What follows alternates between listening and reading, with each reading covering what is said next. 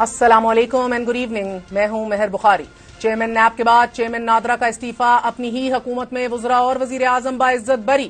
بھرے ایوان میں اعلی عدالت کی توہین اور سابق وزیر اعظم میاں نواز شریف کی واپسی پر ریڈ کارپٹ بچھانے کی فرمائش. اصول و قواعد، آئین و قانون اب حکومت کے تابع. حتیٰ کہ عدالتی وقار کی تشریح بھی اب حکومت خود ہی کرے گی.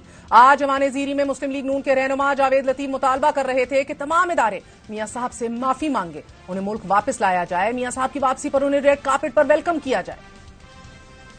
نواز شریف سے وہ تمام کردار معافی مانگ کے نواز شریف کے لیے ریڈ کارپٹ بچھائیں، اس سے معافی مانگیں اور اس کو لے کے آئیں پاکستان. اگر موجودہ حاضر سروس اداروں میں بیٹھے لوگ نہ سنو گے تو دیر کر دو گے، ظلم کرو گے اور ان کرداروں کے سب میں کھڑا ہوگے جنہوں نے نواز شریف کو اس پاکستان کی ترقی کو روکنے کے لیے 2017 کا فیل کیا.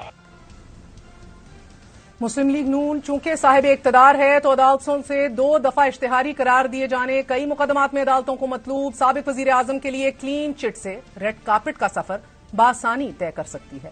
یہاں تو موجودہ وزیر اعظم شہباز شریف بھی کسی عدالت کو جواب دے نہیں کہ جنہیں لاہور ہائی کورٹ نے میاں صاحب کی وطن واپسی کا ضامن بنایا تھا. عدالت نے میاں صاحب کو 4 ہفتے دیے تھے اور آج انہیں لندن کے مے فیئر فلیٹس میں رہتے ہوئے 4 سال ہو گئے ہیں. پارلیمنٹ کے بنائے ہوئے قوانین اور پارلیمنٹ کی توقیر کا یہ ہمارا معیار ہے. جہاں میاں نواز شریف بھرے ایوان کو اعتماد میں لیتے ہوئے کہتے ہیں جناب اسپیکر یہ ہیں وہ ذرائع کہ جن سے لندن کے فلیٹس خریدے گئے، وہ ذرائع آج تک قوم کو معلوم نہیں ہو سکے. البتہ مے فیئر فلیٹس موجود ہیں، شریف خاندان کی ملکیت ہیں، میاں صاحب وہاں قیام پذیر بھی ہیں. مگر پارلیمنٹ نے نہ تو میاں صاحب کی اس غلط بیانی پر کوئی ایکشن لیا، بلکہ عدالت کے اندر ان کے وکیل نے کہا کہ ایوان میں دیا گیا یہ بیان ایک سیاسی بیان تھا، نہ ہی کوئی تحقیقات کی گئی.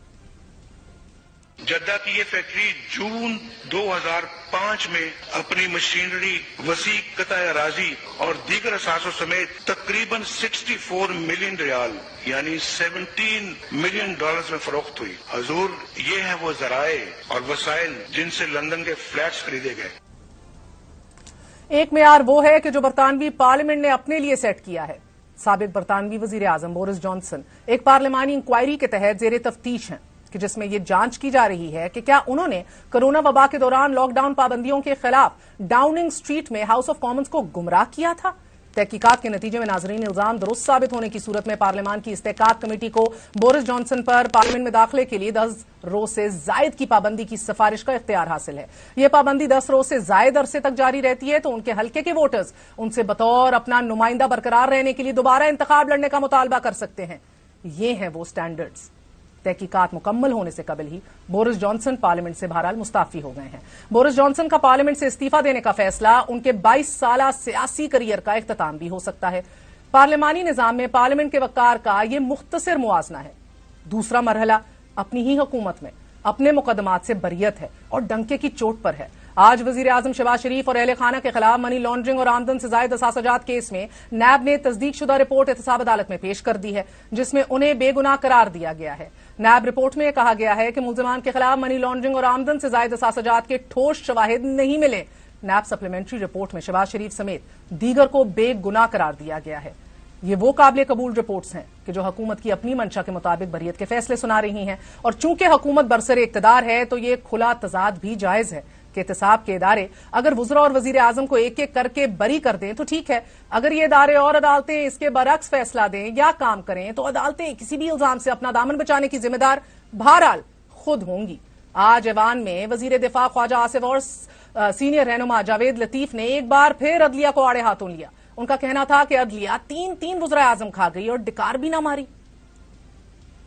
ہمارے یہاں بھی ساتھ والا ادارہ ہے، 16 لاکھ روپے تنخواہ لیتے ہیں، ہمیں چوتھا حصہ ہی دے دیں. گن مین بھی ساتھ ہے، گاڑیاں بھی ہیں، یہ سارا کوئی مفت ہے. اس طرح تو داماد بھی نہیں رکھے جاتے. یہ عدلیہ کیا کر رہی ہے اس ملک کے ساتھ؟ کو اپنی انٹروسپیکشن کریں، کو سیلف اکاؤنٹیبلٹی کریں، اور ساتھ تڑیاں لگاتی ہیں، اسی ادارے کو تڑیاں لگاتے ہیں. جو اٹھتا ہے ہمیں کرٹیسائز کرتا ہے اور ہم برداشت کرتے ہیں. لیکن اتنے نازک مزاج ہیں یہاں پہ کہ لوگ 2 3 جو ہے وہ وزیر اعظم کھا گئے ہیں، ہضم کر گئے، ڈکار بھی نہیں لیا، پھانسی لگا دیا، پیچھے مڑ کے بھی نہیں دیکھا، کسی نے معذرت بھی نہیں کی، تاریخ سے بھی نہیں معافی مانگی. یہ کنائیونس جو ہے عدلیہ کی، بیوروکریسی کی اور in action on are part, یہ تینوں چاروں چیزوں نے مل کے جو ہے اس ملک کو جو ہے فائنینشلی جو ہے بالکل جیم کر دیا، فریز کر دیا۔ عدل کے عمارت میں اگر یہ آواز آئے، اگر کوئی انتہائی معزز جج یہ کہیں کہ جو پریس کانفرنس کرے گا وہ رہا ہو جائے گا، جو پریس کانفرنس نہیں کرے گا وہ دوبارہ جیل جائے گا۔ جسٹس صاحبان کو یہ الگ بات ہے کہ دو وزراء اعظم جب اڑائے جا رہے تھے تو میاں صاحب کو رتی بھر دکھ نہ تھا۔ آپ کا جذبہ عشق، مجھے اس کا پورا اعتراف ہے ضیاء الحق مرحوم سے، اور ہماری دعا ہے کہ اللہ تعالیٰ شہید کو کروٹ جنت نصیب کرے۔ میرے موسم تھے جنرل ضیاء الحق صاحب رحمۃ اللہ علیہ۔ اور پھر میں آپ کو یہ بھی بتانا چاہتا ہوں کہ پنڈی کے اندر جس جگہ پہ بھٹو کو پھانسی دی گئی تھی اور پھانسی دی تھی تارا مسیح نے، اس باغ میں اس کے لیے ایک جگہ مارک کی گئی ہے۔ اس باغ پہ کروڑوں روپیہ خرچ کیا جا رہا ہے، اس میں وہ اور بھٹو کی پھانسی سے اس کو منسوب کیا گیا ہے، اور اس کو غالباً بھٹو پارک رکھا جائے گا۔ ہم اس کو مقام عبرت کا نام دیں گے کہ یہ مقام عبرت ہے، اس سے سبق سیکھو۔ مقام عبرت، اور یہ مقابلہ کریں گے جو کہتے ہیں رات کو تھوڑی سی میں کبھی کبھی پی لیتا ہوں، اس کی اولاد ہمارا مقابلہ کرے گی۔ I like to pursue those policies. Decency in politics, I think, is the first one to introduce in this country. یوسف گیلانی صاحب جو ہے وہ سزا کو تسلیم نہیں کر رہے، اور پھر کہتے میں اپیل میں جاؤں گا۔ بھائی اپیل سے پہلے نیچے اترو، لیکن یہ بات نہیں کہ سپریم کورٹ فیصلہ دے اور آپ اس کو ماننے سے انکار کرو۔ یہ انسانوں کی بستی ہے، انسانوں کی، یہ حیوانوں کی بستی نہیں ہے۔ ہم اس کو حیوانوں کی بستی نہیں بننے دیں گے، یہ انسانوں کی بستی رہے گی۔ اس کے لیے اور کیونکہ تیسرے وزیر اعظم وہ خود تھے، سو اب ڈکار بھی بدبودار ہے اور جمہوریت کی تذلیل بھی بہت ہوئی۔ گو کہ آج بھی جماعت ایک سابق وزیر اعظم پر دفعہ 302 لگنے پر پہلے ہی ان کو مجرم مان چکی ہے۔ عبدالرزاق شر کے قتل کا بھی آپ کو جواب دینا ہوگا، کیونکہ آپ کے ہاتھ صرف کرپشن میں نہیں رنگے ہوئے، خون میں بھی رنگے ہوئے یہ ہاتھ ہیں آپ کے۔ یہ تھے عطا تاڑ صاحب آج، لیکن حکومت کے اختیار کا تیسرا بڑا المیہ ناظرین چیئرمین نادرا کی وہ تحریر ہے کہ جو بطور استعفی حکومت کو انہوں نے پیش کر دی ہے۔ چیئرمین نادرا طارق ملک نے اپنے استعفے میں یہ لکھا ہے کہ اگرچہ نادرا کی قیادت کرنا، ادارے سے بہت کچھ سیکھنا ان کے لیے مکمل اعزاز ہے، لیکن میرے لیے چارج شدہ اور پولیٹیسائز سیاسی ماحول میں کام کرنا مشکل ہوتا جا رہا ہے۔ کسی بھی پیشہ ور کے لیے ایسے ماحول میں اپنی آزادی، اپنی عزت کو برقرار رکھنا مشکل ہے، جہاں سیاسی وفاداری کو قابلیت پر فوقیت دی جاتی ہے۔ میرے ویلیوز، میری اقدار ان سمجھوتوں سے زیادہ اہم ہے، اس لیے میں نادرا کے چیئرمین کی حیثیت سے اپنی ذمہ داریوں سے سبکدوش ہونا چاہوں گا۔ ایک طرف صحافیوں پر دہشت گردی اور بغاوت کے مقدمات، اہم سوال کی طرف آتے ہیں۔ کرمانی صاحب اجازت دیجیے، نواز شریف صاحب نمبر 1 کب واپس آ رہے ہیں؟ نمبر 2 سر کہ وزراء اعظم کو ہڑپ کر کے ڈکار مار لیے جاتے ہیں۔ میں نے ابھی دکھایا، آپ نے سنا ہوگا، ہر وزراء اعظم کو جاتے ہوئے چھاتی پہ ہاتھ مار کے خوش آمدید کیا ہے اس اقدام کو نواز شریف صاحب نے۔ جب خود پہ پڑی تو آپ لوگ پھر اصول اور جمہوریت ان چیزوں پہ آ جاتے ہیں۔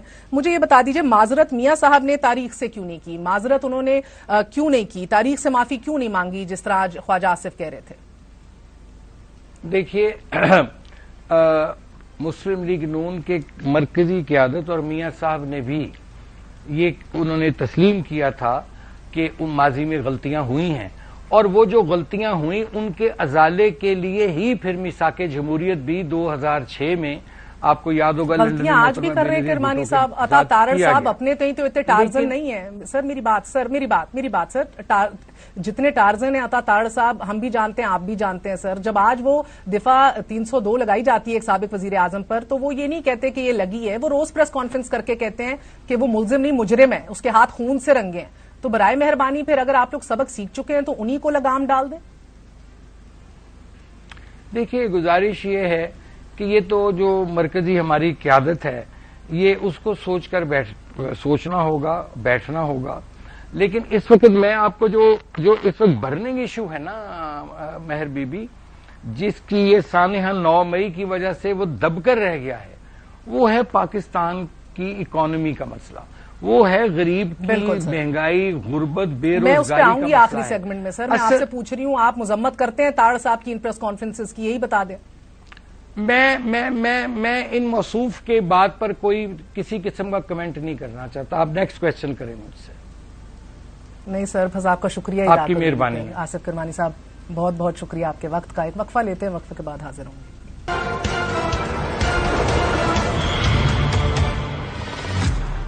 اس موزور ماحول میں ایک اور سیاسی جماعت جنم لے چکی ہے. یہ جماعت اپنی جگہ بنانے میں کیسے کامیاب ہوگی بتائیں گے آپ کو. اس جماعت کے سربراہ جہانگیر خان ترین نے 40 منٹ پہلے ٹویٹ کیا ہے کہ فردوس عاشق اوان کو ترجمانی کے ساتھ ساتھ سینٹرل سیکرٹری انفارمیشن کا عہدہ بھی دے دیا گیا ہے. آپ کو پہل بتائیں کہ کال آف فیل میں تضادات کھل کے جو سامنے آ رہے ہیں. پچھلے 3 سالوں سے جہانگیر خان ترین کو مسلم لیگ نون کیسے مخاطب کرتی تھی، ملاحظہ کیجیے.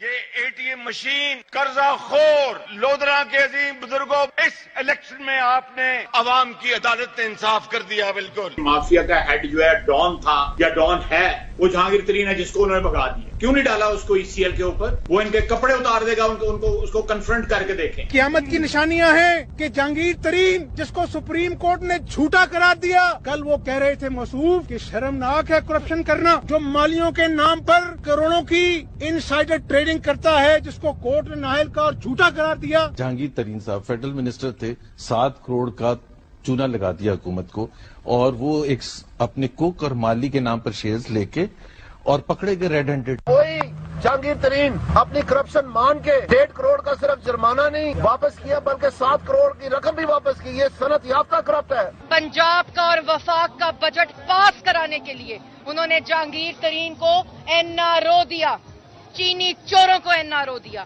پاکستان کے جو سب سے بڑے ڈان شوگر مافیا جس کو چینی چور کہتے ہیں، یہ وہی گھر ہے جس کے اوپر سپریم کورٹ آف پاکستان نے جہانگیر خان ترین کو نااہل قرار دے دیا. کل کا چینی چور آج کا چینی چور نہیں رہا. آج عطا تارڑ صاحب کیا فرما رہے تھے، ملاحظہ کیجیے. چینی چوروں سے سیٹ ایڈجسٹمنٹ کریں گے سر؟ دیکھیے بات یہ ہے نا، چینی چور تو عمران نیازی ہے جس نے پرمیشن دی تھی چینی کو ایکسپورٹ کرنے کی جب چینی کی قلت تھی، قیمت اوپر چلی گئی تو ڈیسیجن عمران نیازی کا تھا، اس کو جیل میں ڈالنا چاہیے چینی چوری کے لیے. چینی چور کی تعریف بھی تبدیل ہو گئی. لیکن ساتھ ساتھ آپ کو بتاتے چلے ترجمان اسی جماعت کے ہمارے ساتھ موجود ہیں، فیاض الحسن چوہان صاحب. فیاض الحسن چوہان صاحب جماعت اسلامی، اس کے بعد مسلم لیگ کاف، اس کے بعد تحریک انصاف، اور اب استحکام پاکستان کی ترجمانی کریں گے آپ. الحمدللہ فرمائی دیجیے گا سر کہ اتنا ٹیلنٹ، ہر جماعت کی ترجمانی، کہاں سے اتنا ٹیلنٹ آپ لاتے ہیں؟ پولیٹیکل پارٹی نعوذ باللہ معاذ اللہ کوئی مذہب نہیں ہے. پولیٹیکل پارٹی جو ہے وہ کوئی ایسا مذہبی عقیدہ نہیں ہے کہ جس کو اگر آپ چھوڑ دیتے ہیں تو آپ کے اوپر مرتد ہونے کا یا کوئی مذہب سے انحراف ہونے کا جناب کوئی ٹیگ یا کوئی جناب الزام لگ جائے. ایک پولیٹیکل پارٹی ہے، اور اب ہم یہاں پر اگر آئے ہیں تو سب کو پتا ہے کہ یہ کوئی اپنی جناب مرضی اور منشا سے یہ ماحول نہیں بنے تھے. 9 مئی کا ماحول، میں کم از کم اللہ پاک کے کرم سے، نبی پاک کے صدقے یکسو ہوں کہ اس ماحول کو بنانے میں 0.00001% بھی پارٹی کے اندر رہتے ہوئے بھی میرا کوئی کردار نہیں تھا، بلکہ اس سے الٹ کردار تھا ان کو سمجھانے کا، بتلانے کا، جتلانے کا، ان کو موٹیویٹ کرنے کا کہ فوج، ISI، ریاست، اداروں سے مت ٹکرائیں، ایسی پالیسی مت اختیار کریں. لیکن جب پالیسی اختیار کر لی پائلٹ نے اور جہاز سارا زمین کی طرف لا کے جو نا وہ خودکش حملہ کر لیا، تو پھر اس کے بعد ہم نے تو کوئی آپشن اڈاپٹ کرنا تھا، کیونکہ ہم نے تو ملک کی خدمت کرنی ہے، اپنے معاشرے کی، اپنے ووٹرز کی، اپنے شہر کی. تو میں نہیں سمجھتا کہ کوئی اتنا بڑا ایشو ہے یہ. چوہان صاحب آپ ایسی ڈیفینسو پہ ہو گئے، میں تو اس ہنر کی وجہ جاننا چاہ رہی تھی. میں تو اپریشیٹ کر رہی ہوں اتنے ٹیلنٹ کو. بتائیے گا، چودھری شافی آج کہہ رہے تھے، چودھری شافی کہ تمام جماعتوں کو اب میدان میں کھلا چھوڑ دینا چاہیے. سر کس کو کھلا چھوڑ دینا چاہیے اور کس کے خلاف کھلا چھوڑ دینا چاہیے؟ آپ سب تو آج حکومت کا حصہ ہیں، آپ جی بھی سب میدان میں اتریں گے تو کس چیز کے خلاف آواز اٹھائیں گے؟ گورننس، مہنگائی، ایلیٹ کیپچر، سارے کے سارے تو آج حکومت میں 5 انگلیاں گھی میں. آپ کے بھی لنگڑیال صاحب ہوں، اون چودھری صاحب، all of you are in the government. Sir پہلی بات تو یہ ہے مہر صاحبہ کہ ہمارا جو الٹیمیٹ آبجیکٹو پہلا یہ تھا کہ PTI کے پلیٹ فارم سے وہ تمام پالیٹیشین کہ جنہوں نے 5 سال، 10 سال، 15 سال، 20 سال، 30 سال پاکستان کی خدمت کی، ایز اے وفاقی وزیر، ایز اے صوبائی وزیر، ایڈمنسٹریٹو پوسٹ پہ رہے، اپنی صلاحیتوں کا اظہار کیا، وہ 9 مئی کے واقعے کے بعد ان کی پرسنالٹی اور ان کی صلاحیتیں ضائع ہو رہی تھیں. سب سے پہلی ہماری پرائرٹی یہ تھی کہ ان تمام پالیٹیشینز کو ہم یکجا کر کے ایک پلیٹ فارم پہ لے کے آئیں اور انہیں ضائع نہ ہونے دیں. ہماری پہلی پرائرٹی اور پہلا آبجیکٹو تو ہمارا یہ تھا. دوسرا اب یہ ہے کہ اب ہم نے کوئی اوئے توئے کی سیاست نہیں کرنی. ہم نے جناب کوئی ایگریشن کی اور کوئی ہم نے تشدد کی پالیٹکس نہیں کرنی. جو مجھے 16 سال پی ٹی آئی کے اندر رہتے ہوئے ہمیں جناب مکمل ہلہ شیری ہوتی تھی. مخالف جناب اپنی پارٹی کے مخالف رہنما کو، چاہے وہ مرکزی رہنما ہو چاہے وہ صوبائی ہو، ان کے خلاف ہارش قسم کی ہارڈ قسم کی گفتگو کرنا، ان کے نک نیم بلانا، ان کا فلاں کرنا، اور پھر ترجمانوں کی میٹنگ کے اندر اس کے اوپر اپریسیشن ہونا، اور ایک اجتماعی ماحول پارٹی کا ایسا ہونا کہ جس کے اندر مخالف کو تو برداشت کرنے کو تیار ہی نہ ہونا. ہماری اس استحکام پاکستان پارٹی کے اندر کم از کم یہ چیز آپ کو نہیں ملے گی. جیسے جہانگیر ترین صاحب ہمبل اور پولائٹ ہے، ویسے ہی ہماری پارٹی بھی ہمبل اور پولائٹ ملے گی تعمیر، ترقی اور استحکام پاکستان کا. اور ہر ایک کے ساتھ ہم نے نہ اداروں سے ٹکراؤ کرنا ہے، نہ فوج سے، نہ عدلیہ سے، نہ مخالف پولیٹیکل پارٹی سے. ہم نے ملک کے نیشنل ایشوز جو ہے سر قطع کلامی معاف، یہ تو اچھی بات ہے کہ اداروں سے اور عدلیہ سے ٹکراؤ نہیں کرنا، یہ تو بہترین بات ہے سر. مگر اگر آپ نے سیاسی مخالفوں سے بھی ٹکراؤ نہیں کرنا تو کل کو ڈاکٹر فردوس عاشق اعوان جو سینٹرل انفارمیشن سیکرٹری اب بن گئی ہیں، کل وہ کہہ رہی تھی ہم نے دل ملانے، آپ کہہ رہے ہیں سیاسی حریفوں سے بھی ٹکراؤ نہیں کرنا، تو پھر سر این جی او کھول لیں، آپ لوگ کرنے کیا آئے ہیں؟ نہیں، آپ نے یہ اچھا سوال پوچھا ہے اور دلچسپ سوال پوچھا ہے، لیکن اس کا جواب یہ ہے، ایک ہوتا ہے فزیکل ٹکراؤ کی پالیسی. آپ مجھے یہ بتائیں کہ پاکستان کے اندر تباہی و بربادی ہو جاتی ہے، زلزلہ آ جاتا ہے، یا پاکستان میں دہشت گردی کی ایک لہر اٹھتی ہے اور وزیر اعظم کہتا ہے کہ جناب میں اپوزیشن کے تمام جناب لیڈرز کو کہتا ہوں پولیٹیکل پارٹیز کے وہ آئیں اور بیٹھیں، اور ایک اپوزیشن لیڈر کے بھائی میں نے نہیں بیٹھنا، اور وہ سب سے بڑی پارٹی کا اور پاپولر پارٹی کا جنا ہیڈ ہو، میں نے نہیں بیٹھنا کیونکہ میری شان میں گستاخی ہے اور میری توہین ہے کہ میں زرداری کے ساتھ بیٹھوں، میں شہباز شریف کے ساتھ بیٹھوں، میں فلاں کے ساتھ بیٹھوں. ایک آپ کا سٹائل یہ ہے کہ آپ ملک کے وزیر اعظم ہیں اور آپ کی وزارت عظمیٰ کے اندر ملک داؤ پہ لگ جاتا ہے، کرونا آ جاتا ہے، ملک میں جنگ مسلط ہو جاتی ہے، ملک میں سیلاب آ جاتا ہے، آدھا ملک سیلاب میں ڈوب جاتا ہے. آپ نے ساری پولیٹیکل پارٹیز کو جناب بلاتے ہیں، لیکن آپ کہتے ہیں میں نے نہیں بیٹھنا، میرا نائب آ کے بیٹھے گا کیونکہ میری شان میں گستاخی ہے. سر میں آپ کی بات سمجھ گئی ہوں، مگر آپ نے پہلے بھی کہا اوئے توئے کی سیاست نہیں کرنی. اوئے تو کی سیاست میں تو آپ مہارت رکھتے ہیں سر، معذرت کے ساتھ، لیکن مجھے ابھی بھی نہیں سمجھ آئی آپ سارے اجتماعی طور پہ سب راجہ ریاض بنیں گے؟ کیا کرنا چاہ رہے ہیں آپ لوگ؟ اپرچونزم کی سیاست ہوگی یہ کیا؟ You scratch my back, I scratch yours, we don't talk about each other's malfunctions اور malpractices. I mean how does it work? دیکھیں، پہلی بات تو مہر صاحبہ یہ ہے کہ ملٹری کورٹس کوئی نئی چیز نہیں ہے. پچھلے 4.5 سالوں میں پی ٹی آئی کی حکومت میں 17 کیسز ملٹری کورٹ میں چلے، جن کے 3 کیسز میں 3 لوگوں کو سزائے موت ہوئی. پہلی بات تو یہ آپ اپنے ذہن میں بٹھا لیں کہ یہ کوئی نئی چیز قطع کلامی ماں میں ملٹری کورٹس کی تو بات ہی نہیں کر رہی سر. چلے میں آپ سے ایک اور سوال پوچھ لیتی ہوں، کیا اگلا الیکشن تحریک انصاف کو لڑتے دیکھ رہے ہیں آپ؟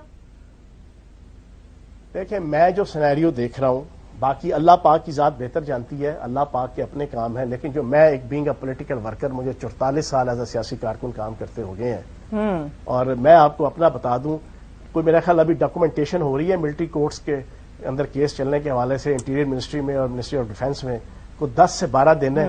اس کے بعد جناب ان کیسز کی بنیاد پہ جناب پارٹی چیئرمین گرفتار ہوں گے. پارٹی چیئرمین کے گرفتار ہونے کے بعد 3 تو مستند دعوے دار ہیں پارٹی کو لیڈ کرنے کے. ایک لیگلی جو رائٹ رکھتے ہیں شاہ محمود قریشی صاحب، وہ انصاف کا جھنڈا اٹھانے کو تیار ہیں. دوسرے صدر چودھری پرویز لائی صاحب جو بڑی قربانی دے رہے ہیں اس وقت، اللہ پاک ان کو صحت تندرستی دے، میری دعائیں ان کے ساتھ ہیں کیونکہ میں ان کی بڑی عزت کرتا ہوں، دل سے عزت کرتا ہوں.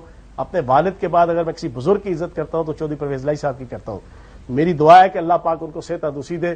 دوسرے وہ ہیں اور ان کا بھی رائٹ ہے کہ وہ جھنڈا اٹھائے کہ جناب انہوں نے پی ٹی آئی کی قیادت سنبھالنی ہے. تیسرا جو ہے وہ پارٹی چیئرمین کی مسز ہیں، میری انفارمیشن کے مطابق ان کا بھی پورا پلان ہے کہ پارٹی کا جھنڈا ہاتھ میں لینا. اب یہ 3 جب گروہ نکلیں گے، کچھ سمجھ نہیں ہے کہ اس میں کون کیا ہے، کیسے ہے. باقی جتنی لاٹ اس وقت موجود ہے، میری پرسپشن اور انفارمیشن یہ ہے کہ سارے استحکام پاکستان پارٹی میں ہوں گے. نون لیگ میں سے بھی کچھ لوگ آ رہے ہیں، فیاض الحسن پیپلز پارٹی میں سے بھی کچھ لوگ سنی. تمام اچھے بچے استحکام پاکستان کی پارٹی میں جانا چاہ رہے ہیں، یہ بڑی خبر دی ہے انہوں نے. اگلے 10 دن کے اندر ملٹری کورٹس میں تحریک انصاف کے چیئرمین بھی ٹرائی ہونے جا رہے ہیں، یہ بھی ان کی معلومات. ایک وقفہ لیں گے، وقفے کے بعد حاضر ہوتے ہیں.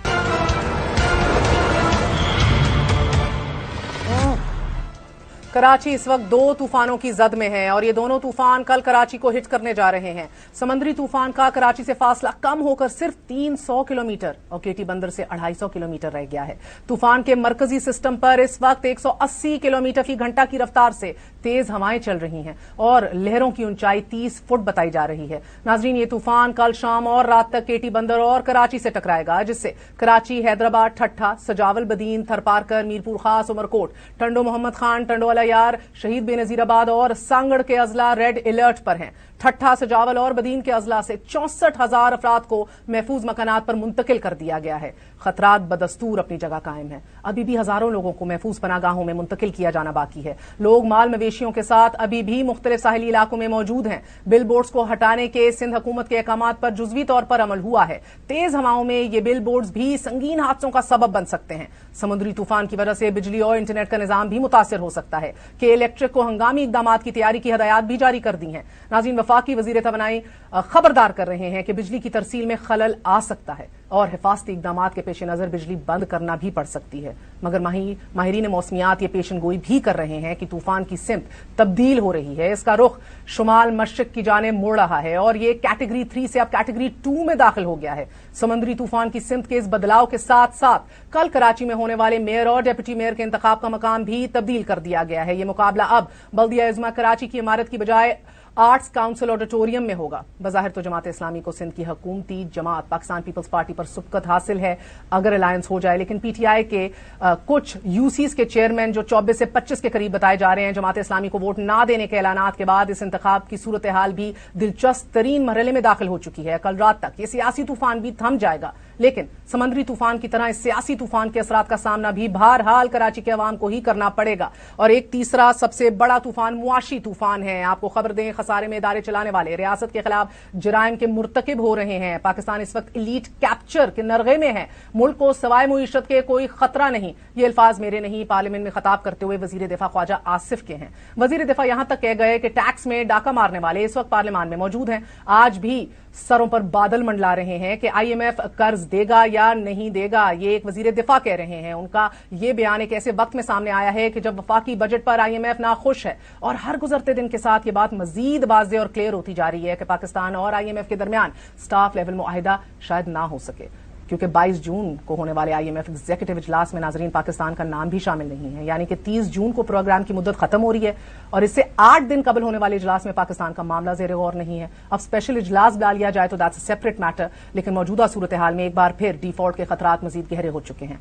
आज ब्लूमबर्ग में छपने वाली रिपोर्ट के मुताबिक मूडीज का कहना है कि आईएमएफ पैकेज ना मिलना, ज़र मुबादला ज़खायर में कमी, रुपए की बेकदरी की वजह से $6.7 अरब के प्रोग्राम पर बातचीत का आगाज नहीं हुआ, जिसकी वजह से डिफॉल्ट का खतरा बढ़ गया है।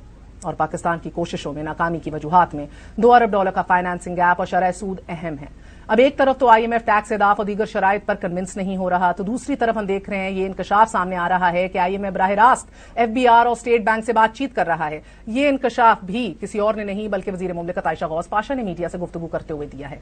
लेकिन हमारा जराए बता रहे हैं कि आईएमएफ की बराह रास्त इन दोनों इदारों से बातचीत की वजह बजट से कबल रखी गई 3 शराइत पर अमल दरामद न करना और डार साहब की तरफ से हालिया दिनों में की गई लफ्जी गोलाबारी है, जिसे बहरहाल आईएमएफ ने बिल्कुल अप्रिशिएट नहीं किया। साथ ही आईएमएफ को टैक्स एदाफ पर भी तहफुजात हैं। शायद यही वजह है कि हालिया दिनों में लिए गए इकदामात से जाहिर होता है कि पाकिस्तान आईएमएफ को कायल करने के लिए आखिरी कोशिशें कर रहा है। चीन को $1 अरब कर्ज की अदायगी और टैक्स एदाफ को हासिल करने के लिए पीडीएल ऑर्डिनेंस में तरमीम इन्हीं कोशिशों का एक बहुत बड़ा हिस्सा है। गुज़िश्ता रोज जिस वक्त वजीर खजाना और आईएमएफ पाकिस्तान मिशन सरबरा के दरमियान वर्चुअल मुज़ाकरात हो रहे थे, तो उसी वक्त एक जानिब पाकिस्तान चीन से जल्द अज जल्द $1 अरब की अदायगी के बाद दोबारा रीफाइनेंसिंग की दरख्वास्त कर रहा था, तो दूसरी तरफ वजारत खजाना स्टेट स्टैंडिंग कमेटी सेनेट की जो है उससे गुजारिश कर रहा था कि पीडीएल ऑर्डिनेंस में तरमीम कर दी जाए। वजारत खजाना ने सेनेट स्टैंडिंग कमेटी को सिफारिश की है कि पेट्रोलियम प्रोडक्ट्स ऑर्डिनेंस 1961 में तरमीम का इख्तियार पार्लियामान से लेकर काबीना को दे दिया जाए। ऐसा करने से ऑर्डिनेंस को 5th शेड्यूल बिल से निकालना पड़ेगा, जिसके बाद PDL की लिमिट को 50 रुपए से बढ़ाकर 60 रुपए कर दिया जाएगा, जिससे 869 अरब रुपए इकट्ठे हो पाएंगे। Of course this is extra burden on the message, जबकि रवा माली साल का हदफ 542 अरब रुपए है। नाज़रीन, IMF इन इक़दामात के बाद भी मानता है या नहीं, ये तो बहरहाल अगले 16 दिन में हमारे सामने आ जाएगा। लेकिन बैरूनी दुनिया तो दरकिनार, ओवरसीज पाकिस्तानी बिजनेसमैन भी हुकूमत पर एतमाद करने को तैयार नहीं है। Overseas investor chamber of commerce and industry की हालिया सर्वे बिजनेस कॉन्फिडेंस इंडेक्स के नताइज आपके सामने रखते हैं। इसके मुताबिक मुल्क में बिजनेस कॉन्फिडेंस इंडेक्स मजमूई तौर पर मंफी 25% रहा, जो गुज़िश्ता साल सितंबर से अक्टूबर में किए गए सर्वे के नताइज मंफी 4 के मुकाबले में नेगेटिव 22% है। Just imagine. सर्वे के मुताबिक कारोबार की तरक्की के लिए 3 बड़े खतरात हैं। 82% शुरा की ये राय है कि इंतहाई बुलंद अफराते ज़र रीजन है। 74% की ये राय है कि हाई टैक्सेशन है। 72% की ये राय है कि पाकिस्तानी रुपए की कदर में कमी बहुत बड़ा एक ऑब्स्टिकल है। ताज़ा तरीन सूरत हाल यह है कि IMF मौजूदा हुकूमती इक़दामात पर एतमाद को तैयार नहीं। बैरूनी मुल्क पाकिस्तानियों का बिजनेस कॉन्फिडेंस इंडेक्स मंफी 25% है, मगर हुकूमती इत्तेहाद अभी तक बजिद है कि IMF प्रोग्राम बहाल ना होना किसी बड़ी साजिश का हिस्सा है। IMF एक सोचे समझे मंसूबे के तहत जो गोल पोस्ट है उसको हर बार आगे बढ़ा देती है। बैनुल अक़वामी साम्राज्य के एजेंट का और लैकी का एक किरदार अदा करती है। उसको अगर एक बात खटक रही है तो वो पाकिस्तान और चीन के स्ट्रेटेजिक ताल्लुकात हैं। This is geopolitics. I can't say much on camera. You know and I know कि हम किधर खड़े हैं। बराए मेहरबानी read the writing on the wall. ना गुमराह कीजिए अवाम को, सर जोड़ के बैठ जाइए, कोई हल निकालिए हमें इस भंवर से निकालने का। This is getting from bad to verse. अल्लाह सबको अपने हिफ्ज़-ओ-मान में रखे, स्पेशली हमारे सिंध के साहिली इलाकों के तमाम तर लोग रहने वाले, कराची के, अल्लाह सबको हिफ्ज़-ओ-मान में रखे। गुड नाइट, अल्लाह हाफ़िज़।